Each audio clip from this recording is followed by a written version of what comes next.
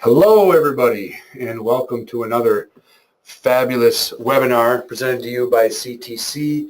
I am your host today, Don Rasmussen, the Senior MEP Applications Engineer here at CTC. And today we're going to talk about filters and how much I just love these things. We're going to be looking at this, or at filters rather, through the lens of mechanical, electrical, and plumbing. However, filters are something that can be applied to anything in Revit. Basically, it's a common Revit feature. It's just seems to be most widely used in the MEP industries because we have a lot of visibility things that we need to be able to do with filters. And so we're going to talk about that today, and we're going to show you some examples of things that we can do with filters and some things that maybe you can't do with filters. And so we're going to dive in and explore. So I'm going to go ahead and get started here. A little bit of a PowerPoint to start the presentation. Talk a little bit about what filters are. Now, filters basically provide a way to override graphics in a view. A lot of times we are hindered by simply adjusting the visibility graphic settings, right? You may be able to turn off all pipes or all ducts, say, for example, but we want to sometimes keep certain pipes around.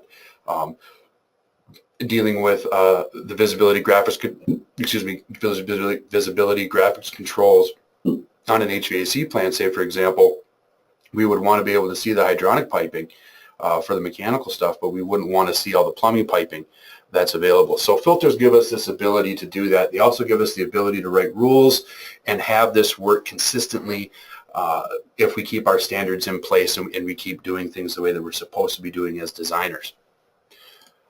So there's two main types of filters that you can write. You can write a rules-based filter. Well, they're all rules-based filters, excuse me, but you can write a filter based upon categories, which we'll go over, and we can also write a filter based upon selection sets. Selection sets are not as consistent, I should say, and they're more of a per project adjustment than a rules-based filter. A rules-based filter is something that can be added to a starter project, say for example, and then views created and maintained based upon that filter, and things are just, again, appearing where you want them to appear, how you want them to appear.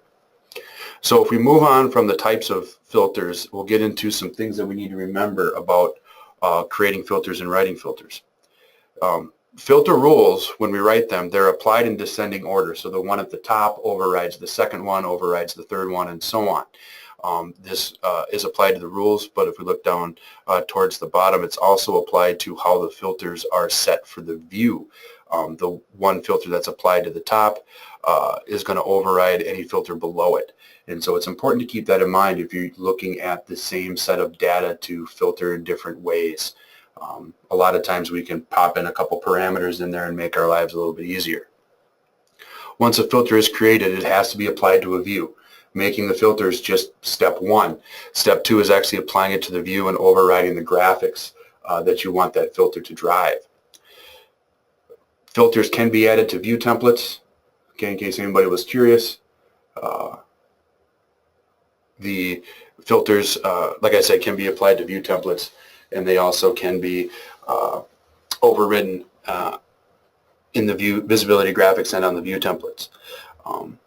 As I mentioned earlier, multiple filters applied to a view prioritize in the descending order, so the one on the top overrules all the ones below.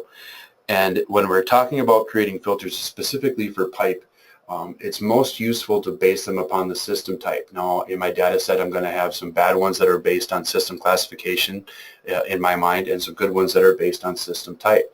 System classification usually is not the best thing to write a filter on if we're just simply controlling visibility, because you've only got a limited number of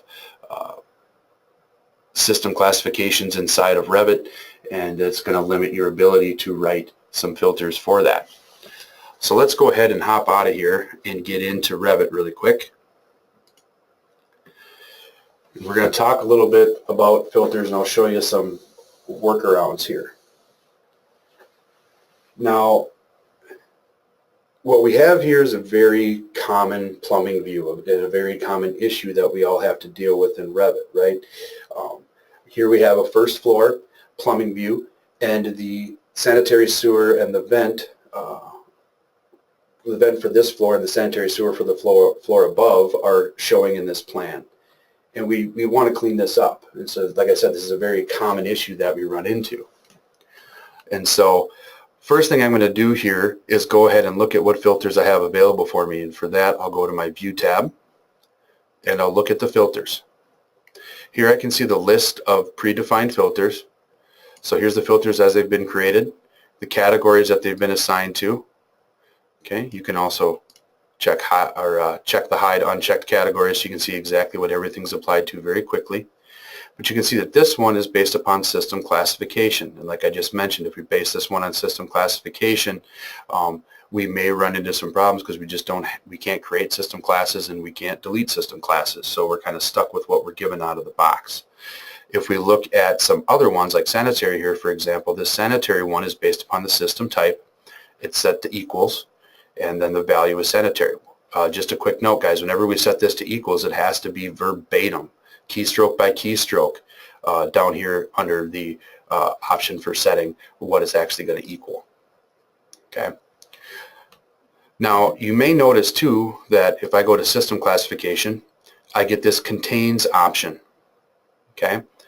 If I go to sanitary here, which is based upon system type, I also get this contains option. But I don't always get that. The options here for what we can filter by drive what we get for an equation, basically. Okay. Now, if I were to switch this, say, for example, from system type to something like, cost maybe, you see that contains goes away. So the type of parameter you choose to filter by drives the abilities of what you're going to have in your filter. So I'm just going to go ahead and set this back to system type equals sanitary. Of course, with filters, we have the ability to create new, duplicate, rename, and delete. And so I'm just going to uncheck this box here really quick. And now that we've looked at some of the filters that I have out of the box, let's go ahead and start applying some of these filters and see what happens. So I'll just cancel out of here. And then I'm going to go into visibility graphics. Now notice I don't have a view template applied here. We're doing this all kind of old school Revit. You can apply it to a view template, however. So when I come into the filters tab in visibility graphics, you see I have no filters applied here to this view. If I click the add button, I just simply add the filter that I want. So let's add the sanitary filter. And let's uncheck its visibility because we do not want it to show in this view.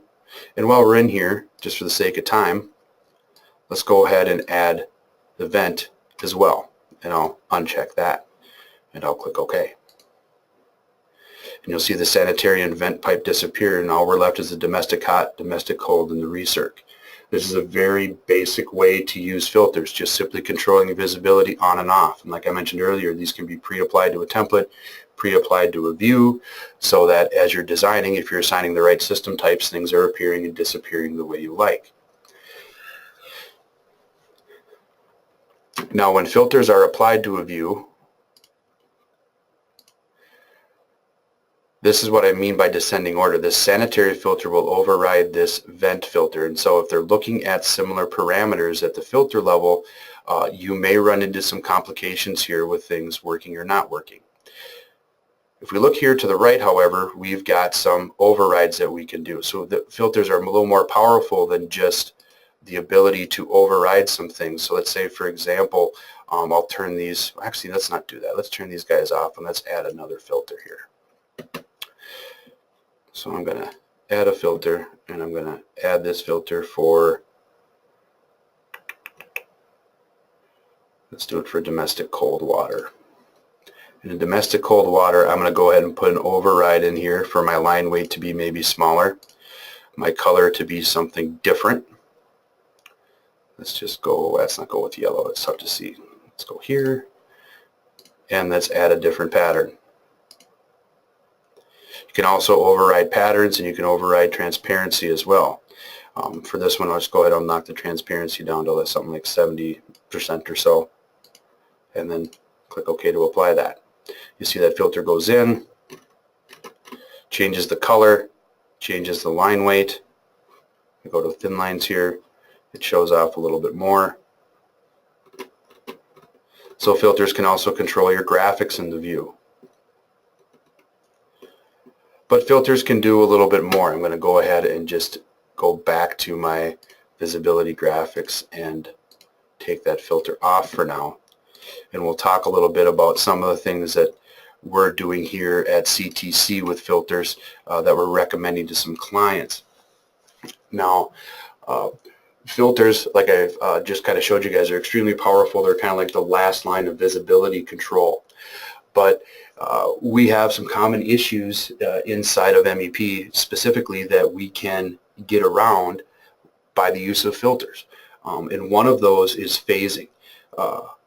Dealing with phasing inside of MEP can prove to be a little bit of a challenge, usually with some communication and phase mapping between your model and the architect. You can overcome those challenges. However, when we set items inside of MEP to be existing or demolished, then what we get as a result is its inability to propagate flow or hold any information inside of it.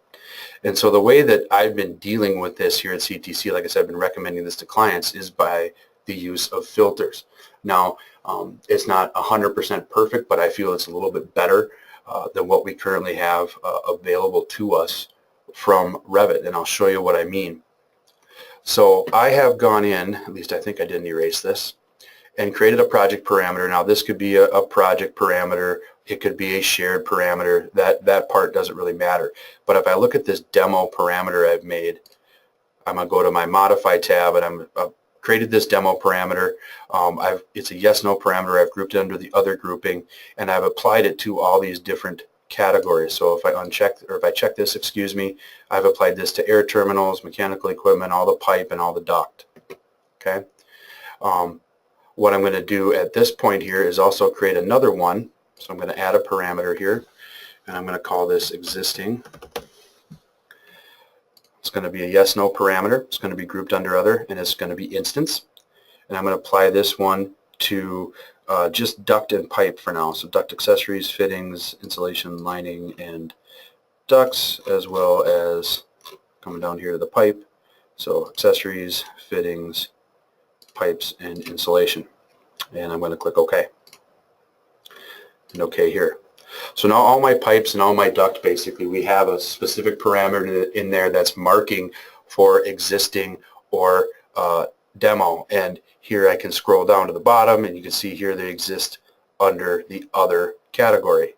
And now what I can do here is go into my View tab.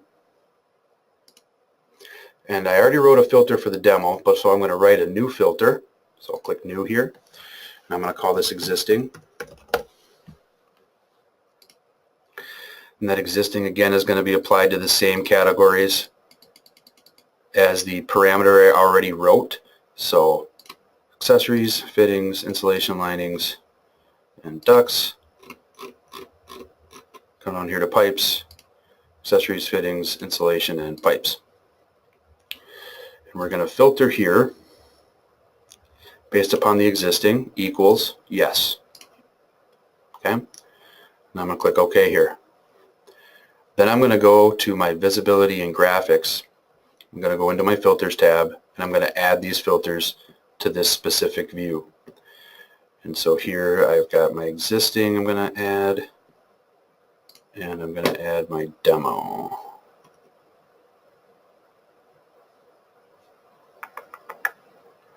Oh, looks like my demo is not here, so let's just say OK on that one for now, and go back in and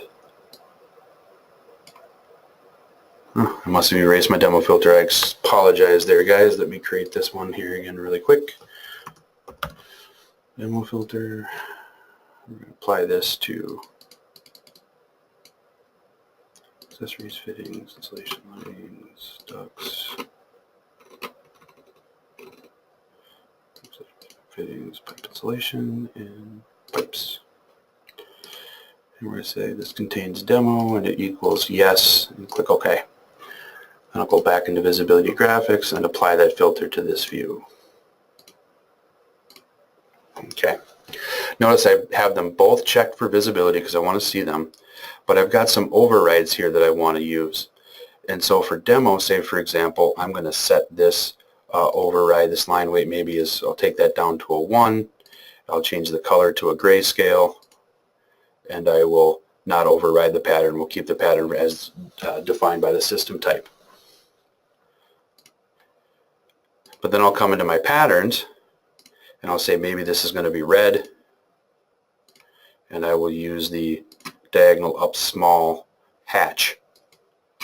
And then maybe I set its transparency to 50% because it's being demoed. Okay. Existing, I can do something very similar. And I'll say the weight is 1. Maybe the color turns to gray, but this one, the line type, changes to 3/32 dash. Click OK here. Okay.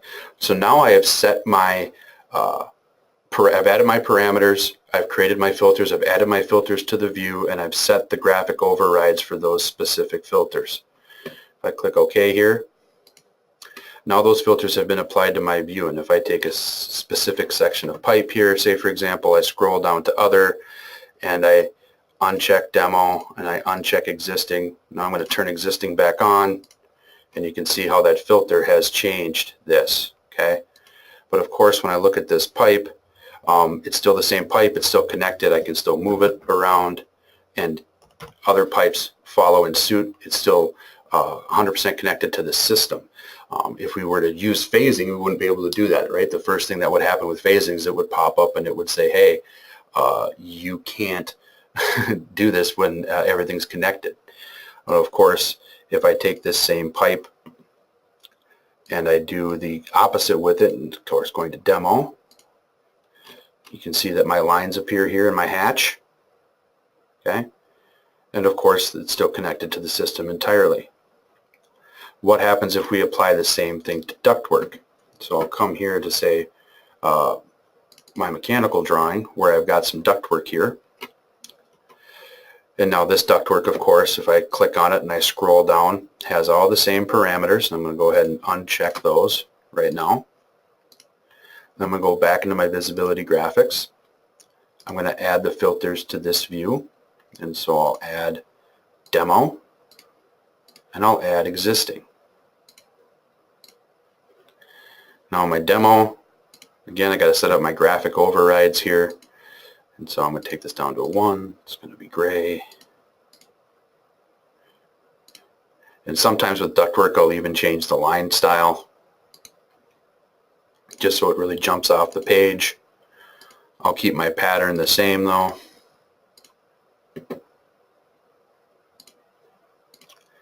Apply it there, and then of course set the transparency. I could be clicking this halftone over here as well, simply because it takes your basically set your halftone for you. I'm going to go into existing here, and I'm going to do some overrides on this as well. So the weight's going to go to 1, and the color maybe go to gray. Click OK there, and OK here. Now those filters have been applied, and here I had this part marked on demo already, so you can see that demo is coming through. Now of course we could have both of these checked, which would drive the filter crazy and basically force it into not working. If I have both of them checked, the descending order again takes over. So I'm going to uncheck demo, I'll check existing and apply, and then there's my existing filter taking over. Now I'm going to go ahead and I'm going to take this specific piece of ductwork, and I want you to note that it's seeing 1700 CFM right now. If I go ahead and take that piece of ductwork and I demo it using my method here, you'll see that it's demoed, right? The graphics show up the way we want to. These graphics will print, right? But if I select it, it's still carrying 1700 CFM, and if I select the one up the line, it's still seeing 1700 CFM as well. So you're totally connected here. I can propagate flow. So in a situation which we do very commonly in MEP, where we have to connect to an existing, this will give you the ability to give that existing system some flow and then analyze that flow with your new piping. Again, if we use phasing control to do that, we don't gain the ability to be able to propagate flow. We actually lose that ability. And of course, if I remember right, I put this on mechanical equipment. Yes, I did. So I can adjust this filter here to do that. So I can go into my filters, I can add, see, mechanical equipment is added here, right? Yep. But I may have to go back and edit that particular parameter to include mechanical equipment. So I'll look at my demo, modify that. Mechanical equipment is added to it. Okay. So I take this guy and check him and then check him again.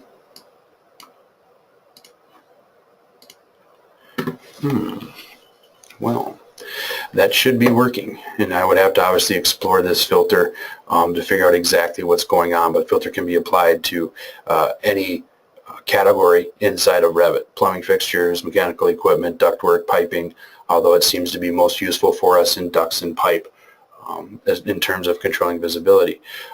Work sets can also be controlled with filters, and by that I mean I can write a filter based upon a work set that basically looks at a view and what I determine the work set should be for that view, and renders graphics based upon the rules that I write.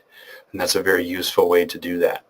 Now that we've looked at rules-based filters, let's look at some selections-based filters. Now, rules-based filters are found under the View tab. Go into Filters and create your filter and write your rules. Selections-based filters are found under the Manage tab, and they're right here. So if I wanted to make a selections-based filter, I could just simply click Edit here. Then I could select New, write this in. Maybe this is Selection 2, however we want to write those. Hit my Select option and click OK. My contextual tab pops up, and I'm just able to add things to this selection. So maybe, for example, I want to add this run here. So I'll simply select all the items that I want to add. And again, I know I could use some tab functionality here as well to select these things. But now that I've got them all selected, I can go ahead and finish my selection and click OK. Now when I go back to my filters, and I scroll down to the bottom, see I have my selection 2 right here. And since it knows what it's being applied to, of course, all these get grayed out because it's a selection set versus a rule-based. But I can go into my visibility graphics and apply that filter to this particular view. And then I can say that selection set is visible or non-visible. Click OK, and of course it disappears. All right. This can be useful in any project-based visibility control. Like say, for example, I'm actually working with a client right now that likes to have all their call-out views on an overall sheet be blank and have that call-out show up on the desired sheet. This would be a good workflow for that, or anything else that you can think of that's a project-specific selection-based style workflow where we can't write a rule, or a general rule rather, that that goes ahead and controls our visibility for us. Of course, this is a webinar, which I should have mentioned earlier, so we are taking some questions during this. And I've got a couple questions here. A question about what happens if we export views that are filter controlled. Will the layering system be the same when we export? All the layer mapping will stand. So if you are somebody who exports to CAD from Revit quite often, none of your layer mapping is going to get thrown away.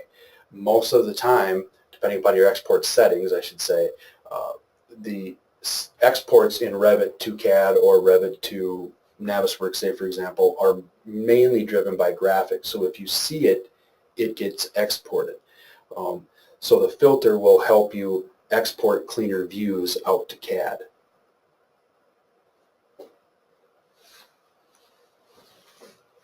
Okay. Alrighty, guys. If there's any questions, go ahead and feel free to type them up now.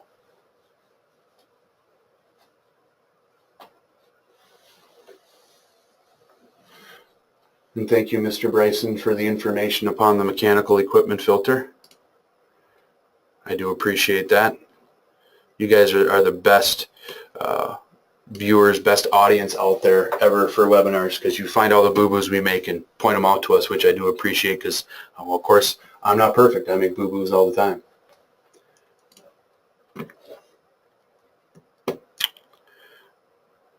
Of course, let's talk a little bit about, if we can go into filters here.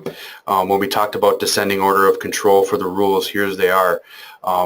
It will filter by this selection first, then this selection, and then this selection. So you can really get to a point where you can drill down pretty far and isolate specific items for filter-based rulings. Can the filter by selection take the place of design options? Yes and no. The filter by selection can control visibility and override graphics, things like that. It also gives you the ability to propagate flow, but it depends upon, I guess, what you're using design options for. If you're using design options to, say, house some things that wouldn't quantify on your schedule, say, for example, then no, it can't override those, or take the place of those, excuse me. However, if you're just using it to say this is option A versus option B, as design options were originally intended to be used, then yes, you could do that. It would require some extensive filter setup, but absolutely. Another question you're asking me if I'm using phasing at all. I try not to use phasing at all inside of Revit, simply because I don't like the way Revit does phasing. Revit is project-based phasing, not construction-based phasing like we're all used to hearing it. No matter how many phases or phase filters in Revit that you write, you can only see two phases at a time. You can only see what's new and what came before what's marked as new, or current, I should say. So in essence, you only get to see two different phases. I don't like that level of control, and I think that a lot of people don't understand the phasing inside of Revit. Got another question here. In terms of priority, what is the most controlled in systems? System graphics, pipe systems? Great question. Visibility, graphic overrides, or filters? If you have three different settings, which one would show? Great question. Your filters are going to override all visibility graphic settings. Of course, when you're talking about pipes, say for example, or duct, that pipe and duct are going to have system types, and those system types are going to drive the main graphics. Anything that would be overridden then, of course, from your object styles. Now, your visibility graphic overrides can be applied at the VG level to override your system's graphics, and then the filter can override the VG and the system graphics. And so that's an important thing to think about when you are creating your filters, exactly what you're trying to attain with the filter itself. But as I've shown you here, guys, filters can be extremely powerful, and we can, again, drill down at least 3 levels of data. And there's vast majority of stuff inside of Revit that 3-level filter writing will take care of for us. If you demo an item by filter versus Revit demo, how do you replace the item with new without having 2 items in the same location? Great question. Usually what I do in that situation is I will do something like this, where I'm just going to hit cancel here really quick, and we're still on this particular piece. If I duplicate this view, then I can do something like this, where I come into visibility graphics, and in this particular view, let's say this is demoed, I'll come into my filters and I'll say I don't want to see my demo at all. So one of these views would be my demo, and one of these would be my connecting to the existing that's there after the demo, say for example. Now of course that disappears, right, just like it's supposed to, but it's still connected to the system. So in a demo situation, what I may do is just simply come in here and back this guy off a little bit. Okay, so this guy's demoed, he's gone. And of course, if I want to do an export for Navis, being that's graphical, I can apply this filter to my 3D view, where this is completely turned off for my export, and all I'm seeing is what was existing versus what is new. And then of course I can come to this view and draw ductwork now, because that other one is gone.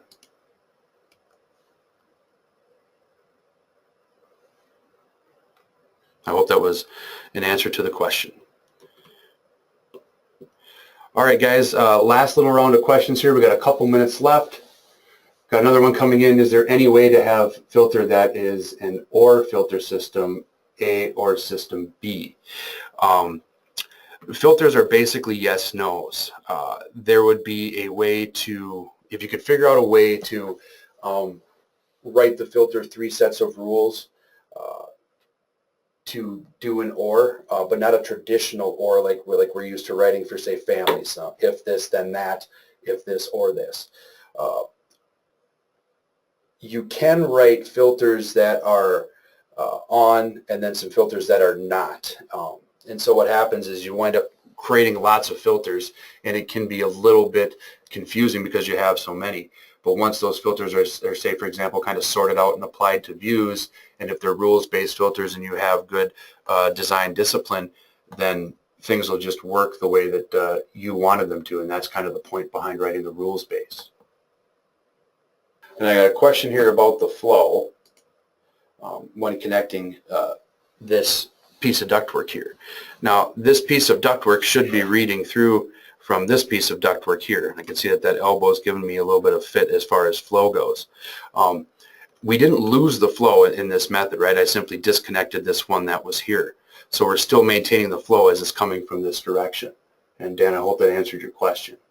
One thing that has just come across here is the fact that we can add Revit or add to Revit ideas. If anybody hasn't been out to the Revit ideas page, I would recommend that you do that. We could definitely go there and vote on something that's either there. Actually, I think it is there right now. We can go there and vote on that idea to add or if statements to the filters. And usually that kind of stuff, guys, that goes right to the developers, and they're able to kind of see that and get ideas of what we want as a community added to Revit.